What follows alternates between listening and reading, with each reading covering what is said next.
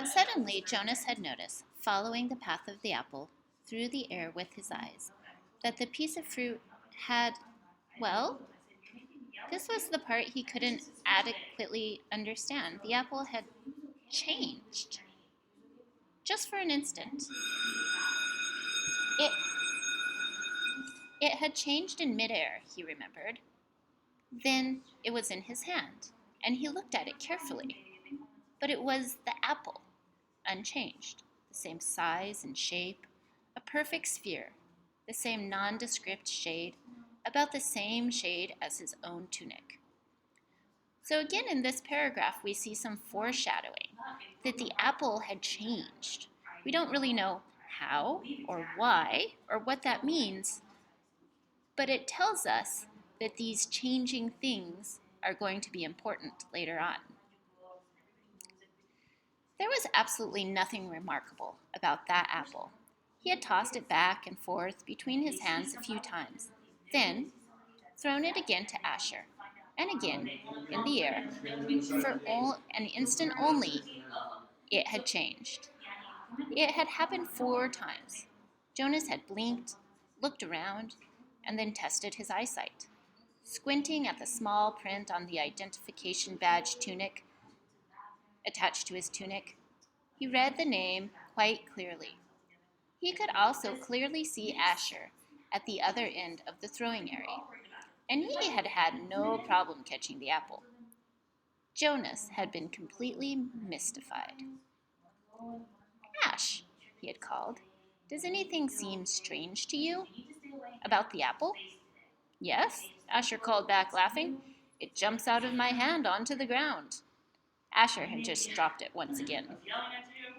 So Jonas laughed too, and with his laughter tried to ignore his uneasy conviction that something had happened. But he had taken the apple home against the recreation area rules. That evening, before his parents and Lily arrived at the dwelling, he had held it in his hands and looked at it carefully.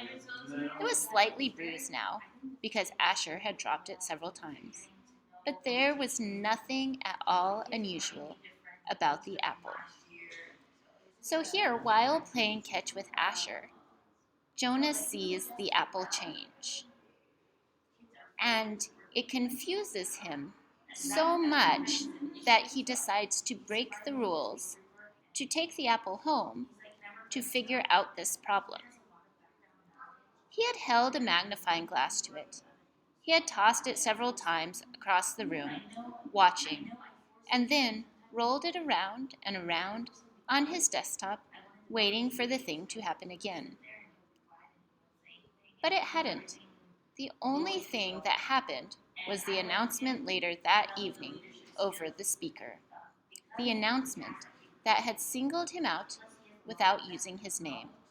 That had caused both of his parents to glance meaningfully at his desk where the apple still lay. Now, sitting at his desk, staring at his schoolwork, as his family hovered over the new child in its basket, he shook his head, trying to forget the odd incident. So Jonas doesn't like this feeling of confusion and of guilt, so he tries to forget that this incident happened. This could also be considering foreshadowing, because he just dislikes this, but he can't stop thinking about it. He forced himself to arrange his papers and try to study a little before the evening meal. The new child, Gabriel, stirred and whimpered, and Father spoke softly to Lily, explaining the feeding procedure as he opened the container that held the formula and equipment. The evening proceeded as all evenings did in the family unit, in the dwelling, in the community. Quiet, reflective, a time for renewal and preparation for the day to come. It was different only in the addition to it of the new child, with his pale, solemn, knowing eyes. So you might stop and think about how your family spends their evenings.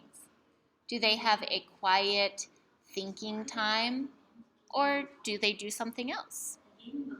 My guess is you do something else, because I know most Egyptians really like to talk. Also, here's some foreshadowing, because again, we're pointing out that it was different only in the addition of the new child with his pale, solemn, knowing eyes. This knowingness is going to become very important. I'll see you again in chapter 4.